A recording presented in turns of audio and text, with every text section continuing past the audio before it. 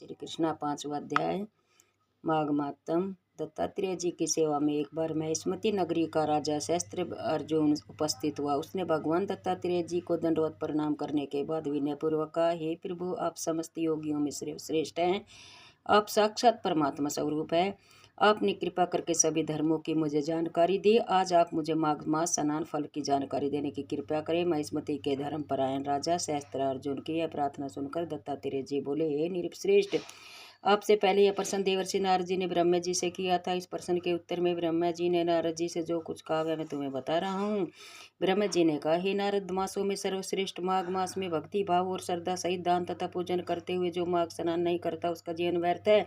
जिस प्रकार सूर्य के प्रकाश से दिन होता है, चंद्रमा से रात्रि की तथा तारों की शोभा होती है और दीपक से घर की शोभा बढ़ती है, वैसे माघ मास के स्नान के फल से जीवन सुशोभित तथा प्रकाशित होता है। पूजा पाठ व्रत दान तप इत्यादि से अधिक भगवान विष्णु को माघ स्नान प्रिय है। माघ स्नान के लिए मनुष्य को प्रस्तुत देखकर उसके समस्त पाप उसका साथ छोड़ना प्रारंभ कर देते हैं और वह मनुष्य अग्नि के समान तेजस्वी हो जाता है। प्रत्येक मनुष्य को चाहिए कि समस्त पापों से मुक्त होने के लिए, सुखी संपन्न जीवन प्राप्त करने के लिए, विष्णु भगवान की कृपा प्राप्त करने के लिए तथा अंत में मोक्ष प्राप्त करने के लिए माघ स्नान अवश्य करे। माघ स्नान का पुण्य प्रताप मनसा वाचा कर्मणा किए गए सारे पापों की उसी प्रकार जलाकर भस्म कर देता है जैसे अग्नि सूखे काष्ठ को। पाप चाहे अज्ञानवश किया गया हो अथवा जानबूझकर, माघ स्नान का फल सभी प्रकार के पापों को नाश कर देता। धर्मात्मा तपस्वी तथा प्रभु भक्त माघ स्नान के फल से स्वर्ग को प्राप्त करते तो पापी तथा घोर पातकी तक माघ स्नान के प्रभाव से पापों से मुक्त होकर शुद्ध हो जाते हैं। यह माघ स्नान पापियों का उद्धार करने वाला। हे राजन, माघ मास के व्रत के विषय में मैंने जो कुछ भी आपको बताया है उसमें किसी प्रकार की शंका या अविश्वास करना पाप है। जिस प्रकार भगवान विष्णु की आराधना सभी मनुष्यों को करनी चाहिए, वैसे ही माघ स्नान भी सभी मनुष्य को करना चाहिए। भगवान दत्तात्रेय जी ने आगे कहा, हे राजन, बाहर से इतना सुंदर दिखने वाला मनुष्य का यह सुंदर शरीर अस्थियों का स्तंभ तथा स्नायु का बंधन है। यह रक्त एवं मांस से युक्त है और चर्म से लिपटा है। यह शरीर अनेकों प्रकार के मलों का स्रोत है और मल मूत्र इत्यादि को धारण करने वाला है। यह जरा, रोग, शोक, मोह, दुख, द्वेष, विपत्तियों तथा अनेकों शारीरिक एवं मानसिक संतापों से घिरा। यह शरीर निंदा, निर्दयता, द्रोह तथा अनेक दुखदायी कष्टों से घिरा है। इस शरीर के स्वभाव से अधर्म और पाप की और रुचि तथा प्रवृत्ति रहती है। काम, क्रोध, लोभ, मोह, मद इत्यादि समस्त नरक के द्वार मानव शरीर में है। वासनाओं एवं इच्छाओं में डूबे रहना तथा ईर्ष्या करना इस मानव शरीर का स्वभाव है। मृत्यु के बाद यह मानव शरीर नष्ट माना जाता है। इसे जला दिया जाता है अथवा भूमि में दबा दिया जाता है या जल में प्रवाहित कर दिया जाता है। यदि यह न किया जाए तो शरीर में कीड़े पड़कर इसे नष्ट कर देते हैं या यह जानवर, पशु पक्षियों, कुत्ते, चील, कौवे, गीद, सियार इत्यादि का भोजन बन जाता है। ऐसे क्षणभंगुर शरीर को पाकर मनुष्य पता नहीं कितना मदानमंद हो जाता है, जो अनेकों प्रकार के पाप कर्म करता रहता है। इसलिए बुद्धिमान मनुष्य का कर्तव्य है कि इस क्षण भंगुर शरीर को पाकर माघ स्नान आदि शुभ कर्म अवश्य करे। मनुष्य का धर्म है कि दान तप भजन व्रत उपवास आदि शुभ कर्म करके अपने इस लोक और परलोक को संवारने की चेष्टा करें। जो ऐसा नहीं करते वे अपने लोक परलोक दोनों ही बिगाड़ते और अनेक नरकों में जाकर यातनाएं भोगते हैं। जीवन का सार तत्व समझाते हुए दत्तात्रेय जी ने आगे कहा कि हे राजन, विष्णु भक्ति से हीन ब्राह्मण को मृत्यु समान ही समझना चाहिए। विष्णु भक्ति से रहित मनुष्य कीट पतंगे के समान है। इसका जन्म लेना व्यर्थ ही जाता है। छल से युक्त धर्म, क्रोध से युक्त तप, दृढ़ता से रहित ज्ञान तथा अभिमान से और अविश्वास से युक्त शास्त्र श्रवण इत्यादि सभी व्यर्थ है। भक्ति और आस्था से रहित गुरु और ब्रह्मचारी समाप्त हो जाते हैं। केवल अपने लिए बनाया गया भोजन व्यर्थ है और कृपण का धन भी व्यर्थ है। इसी तरह अभ्यास रहित विद्या भी व्यर्थ है। हे राजन, क्रोध से ज्ञान का नाश होता है और चित्त अशांत रहता है। व्याग्र होने से जब तब व्यर्थ जाते हैं। कृपण का धन व्यर्थ जाता है और निर्धनता के कारण मन में उत्पन्न इच्छाएं व्यर्थ जाती है। इसी प्रकार पवित्र तथा धार्मिक जीवन व्यतीत न करने वाले मानव का जीवन व्यर्थ हो जाता है। दत्तात्रेय जी आगे बोले, हिंसक, क्रूर, शरण चुराने वाले, ब्रह्म हत्या करने वाले, परिस्त्री गमन करने वाले और मद्यपाई, ये सब के सब महापाप की हैं। इनकी संगत में रहने वाले भी पाप के भागी बनते हैं। हे राजन, यदि ये महापाप की भी नियम पूर्वक माघ स्नान करे और पुण्य दान करते हुए धर्म और सत्य का आश्रय लेकर जीवन व्यतीत करे तो ये महापाप की भी पापों से मुक्त होकर स्वर्ग को प्राप्त करते हैं। भगवान विष्णु स्वयं कहा है कि यदि ब्रह्म, घाती, हिंसक, हत्यारे इत्यादि सभी प्रकार के महापापी भी यदि सूर्य उदय के पूर्व ही माघ स्नान करे तो इन्हें भी हम सब पापों से मुक्त कर देते हैं। हे राजन, जब माघ मास स्नान की कृपा से महापाप की मुक्ति हो जाती है तो साधारण और छोटे पापों से मुक्ति तो सहज ही स्पष्ट है। इसलिए महापाप नाशी माघ स्नान अवश्य करना चाहिए। जिस समय ब्रह्म मुहूर्त में मनुष्य माघ स्नान प्रारंभ करता है उस समय उसके पाप इस तरह कंपायन होने लग जाते हैं जिस प्रकार प्रचंड वायु वेग से पीपल के पत्ते कांपने लगते हैं। माघ स्नान करने से मनुष्य उसी प्रकार पवित्र हो जाता है जिस प्रकार साधना से तपा हुआ तपस्वी उसके अज्ञान पाप और मोह का नाश होकर उसका अंतकरण पवित्र हो जाता है। यदि मन और वचन से शुद्ध होकर मुक्ति की कामना से माघ स्नान किया जाए तो मनुष्य को अवश्य ही मुक्ति प्राप्त होती है। भगवान दत्तात्रेय ने आगे कहा कि हे राजन, अब आप माघ स्नान के चमत्कारी प्रभाव से जुड़ी एक आश्चर्यजनक कथा सुनिए। महर्षि भृगु जी के वंश में उत्पन्न एक परम साध्वी और धार्मिक रुचि वाली ऋषिका का नाम की एक ब्राह्मणी थी।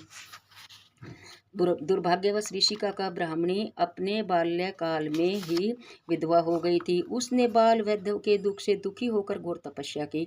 विंध्याचल क्षेत्र में रेवा और कपिला के संगम पर अमरकंटक तीर्थ में जाकर ऋषिका ने घोर तप किया। वह सदाचार का पालन करती हुई भगवान विष्णु की भक्ति में लीन होकर उग्र तप करने लगी। ऋषिका का स्वभाव सुशील और धर्मपरायण था। वह अपनी स्त्री सुनार दान भी करती रहती थी। वह प्रतिदिन हवन पूजन एवं दान करने के पश्चात भगवान और ब्राह्मणों को भोग अर्पित करने के बाद छठवें पहर में भोजन करती थी। वह ब्राह्मणी नर्मदा के किनारे कृच्छिक और तृप्त कृच्छिक व्रतों को भी विधि पूर्वक करती थी। इस प्रकार तपस्वी ब्राह्मणी ने रेवा और कपिला के संगम पर 60 मास अर्थात 5 वर्षों तक स्नान किया। कठोर व्रतों और तप से ऋषिका की काया अत्यंत जर्जर हो गई तथा वह आयु भोग पूरा कर वह उसी तीर्थ में मर गई। माघ स्नान के पुण्य प्रभाव से वह 4000 युगों तक विष्णु लोक में निवास करती हुई दिव्य सुख प्राप्त करती रही। इसके पश्चात ब्रह्मलोक में वह तिलोत्मा नाम से अवतीर्ण हुई। देवी पयामान रतन के समान दमकते तिलोत्मा के सौंदर्य को देखकर देवता मोहित हो जाते थे। वह सुषमागी सौंदर्य का प्रकाश थी तथा सुंदरता में अप्सराओं से भी श्रेष्ठ थी। उसके निर्वाण में संतुष्ट था।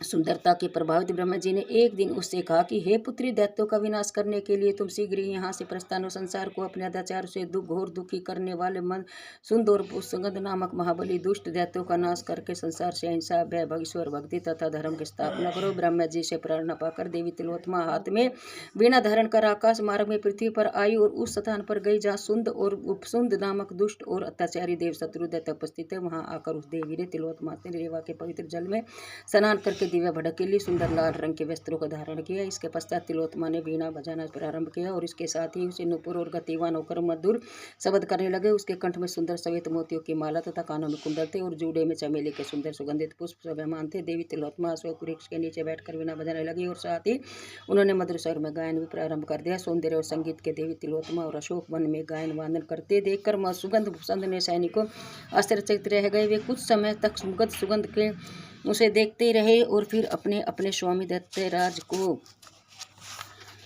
सूचना देने के लिए दौड़ पड़े। अपने स्वामी के पास पहुंचकर दैत्य अनुचरों ने वीरों ने निवेदन किया कि हे महाबली, आप हमने अशोक वन में एक अति सुंदर देवी देखी है। वह कामदेव की पत्नी रति से भी अधिक रूपवती है। उसकी सुंदरता दिव्य असाधारण, निश्चय ही वह रूपवती तीसरी स्त्री तीनों लोगों में श्रेष्ठ है। हम नहीं जानते कि वह अप्सरा है या यक्षिणी है अथवा नाग कन्या है। वह सुंदरी यहाँ से कुछ ही दूरी पर अशोक वन में विराजमान है। कृपया स्वयं चलकर उस सुंदरी को देखिए। उसे देखते ही आप चकित रह जाएंगे। अपने अनुचरों द्वारा ज्ञात सुंदरी की प्रशंसा सुनकर वे दोनों दैत्यराज मद्यपान त्याग कर उठ बैठे। दोनों दैत्यों ने अपनी अपनी लोह की गदाएं कंधे पर रख ली और तीव्र गति से चलते उस स्थान पर पहुंचे जहां देवी तिलोत्मा उन दोनों दैत्यों का वध करने के लिए पहले से विराजमान थी। दोनों दैत्य देवी के समीप आकर खड़े हो गए।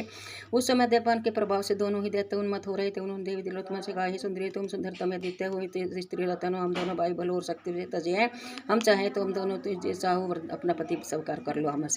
हमसे श्रेष्ठ पति पाना तुम्हारे लिए दुर्लभ है। दैत्यों के ऐसे दुर्वचन सुनकर देवी तिलोत्मा उन पर कटाक्ष कर उन्हें मुग्ध और सम्मोहित करती हुई बोली, हे दैत्यों, पहले उसका निर्णय होना चाहिए कि तुम दोनों में कौन सा अधिक बलवान है। तुम दोनों में जो अधिक बली होगा मैं उसी के साथ विवाह कर लूंगी। दोनों ही दैत्य स्वभाव से कुट तथा कामी तो ही देवी की सुंदरता पर उन्हें बुरी तरह भ्रमित और वासना पीड़ित कर दिया था। दोनों अट्टहास कर चिल्लाने लगे, मैं बावली हूँ, मैं बावली हूँ। इसके साथ ही वे दोनों अपनी लोहे के दांव से लेकर एक दूसरे पर टूट पड़े। थोड़ी देर में दोनों एक दूसरे के प्रहार से घायल होकर रक्त के लथपथ हो गए। फिर दोनों भयानक प्रहार करते हुए लड़ते रहे और लड़ते लड़ते दोनों परस्पर प्रहारों से घायल होकर मर गए। उन दोनों को मृत देखकर दैत्य सेना ने हाहाकार मच कर दैत्यगण कहने लगे, यह अक्षत मृत्यु की तरह काल रात्रि रूपी देवी है।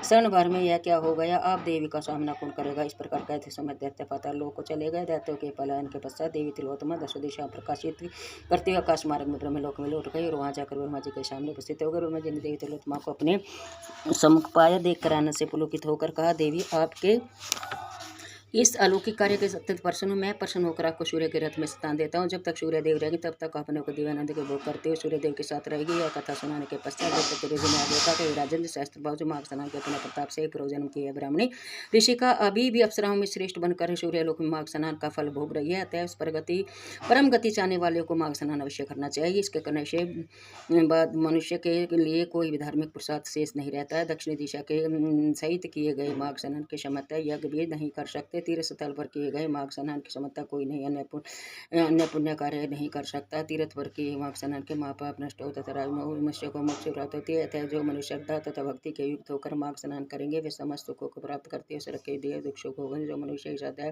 की कथा को प्रेम पूर्वक सुनेंगे और वर्णन करेंगे तो वे समस्त पापों से मुक्त होकर सड़क को ईश्वर की विशेष कृपाएं प्राप्त करेंगे। उन्हें परमात्मा की परम भक्ति प्राप्त होगी। बोलो विष्णु भगवान की जय। माघ मातम 5वां अध्याय संपूर्णम।